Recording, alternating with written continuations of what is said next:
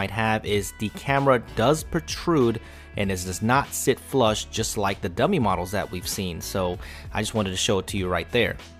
Both of these phones feel fantastic in the hand, they feel substantial, and the rounded edges with that aluminum build, it really feels good in the hand. So I'm going to go ahead and boot these up and talk about the specs a little bit. This is being powered by the new Apple 8.8 chip, and it also has 1GB of RAM for both phones. So the RAM has not changed in forever, and there's some graphics improvements underneath the hood. So they claim performance boosts all across the board, but I will reserve that until the full review. Apple is calling these new screens Retina HD, and I'll go over the resolution in just a second when I show you the screen quality. Now there is the Touch ID setup. It's exactly the same as it was on the iPhone 5S. Both of these phones are being powered by the brand new operating system iOS 8, and if you look, the 64GB and the 128GB versions come with a lot of this Apple stuff preloaded like iMovie and GarageBand, so you may find that preloaded on your device. But you can just uninstall them if you don't want them on your new iPhone. So let's take a look at the storage options here, and on the 64GB version there's 52GB available to the user, and if you buy the brand new 128GB model then you will get 110GB available. So it's nice to see that they bumped it up to 128. A lot of people were asking for that storage option. iOS 8 is not a huge overhaul, but there are a lot of new features, so if you want to see a cool video on that, I will link my good friend Dom Esposito's channel and his video down below so you can check out the top 20 iOS 8 features. Even though I won't go over iOS 8, I will go over some specific features like this. If you tap the home button once here, you'll go into multitasking. Double tap though, you'll get this new reachability option where it just collapses it down so you can actually get to it with one hand. What do you guys think about this solution? I'm not quite sure about it. The 6 Plus gets a landscape mode here, much like the iPad, so it's going to take advantage of the larger screen, but I'm not sure exactly how useful that will be because some of the apps, even like the dialer, do not go into landscape mode. I'm not really sure why, and if the app is not optimized for the 6 Plus screen, then it just blows up 3 times and it just looks kind of bad. So hopefully developers will get on that very quickly.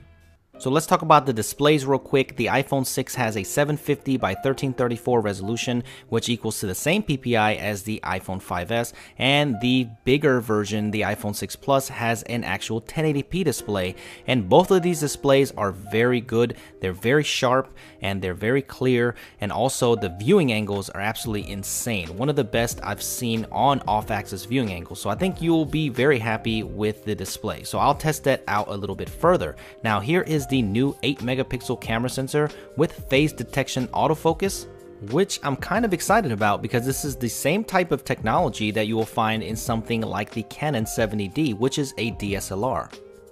The camera app actually does not look too different. You'll find the same thing: panorama, square, photo, video, and you also find a new 240 frames per second slow-mo. So I'll show you that in another video, and also time-lapse. So what I'm gonna do is take this thing outside and shoot with it and give you some cinematic samples and also examples of these new features. When it comes to camera, a huge selling point of this 6 Plus may be the optical image stabilization that's built in here. You can see it works pretty good. I need to test this out further, but it's going to help you get much better shots with video and stills. The iPhone 6 though does not include optical image stabilization. I wish they would have just added it for both models. They really could have. Shame on you, Apple, for that. But both of these devices here, you can see the 6 Plus is just huge. So to give you a better size comparison, let's just have a little fun here, and I'm going to show you what they stack up like versus the Android counterparts out there. Most of you will probably want to know, how does the 5.5-inch version stack up to the Galaxy Note 3 and the upcoming Galaxy Note 4? I will get that and compare them in a future video, but you can see that the iPhone 6 is a little bit thinner, but man, the iPhone 6 5.5 or the Plus version is much taller than the Galaxy Note 3. Doesn't make any sense design-wise. Here is the iPhone 6 next to the HTC One M8, and we're also going to compare it to the iPhone 5S, and you can see it's much bigger than that. And also there is the Xiaomi Mi 4, which a lot of you don't even know what phone that is. And of course we have to compare it to the Samsung Galaxy S5 and the LG G3.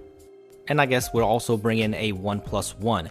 But the one thing that I wanted to show you was that the iPhone 6 Plus has a 5.5-inch display, and when we look at the Android counterparts like the OnePlus One, it's pretty much the same size here. But when you're looking at something like the LG G3, it has the exact same screen size, and look at the bezels, much thinner, it's much more compact, so the iPhone 6 Plus could be a little bit smaller. It is a really large device, so make sure you look at that in the store before you buy it.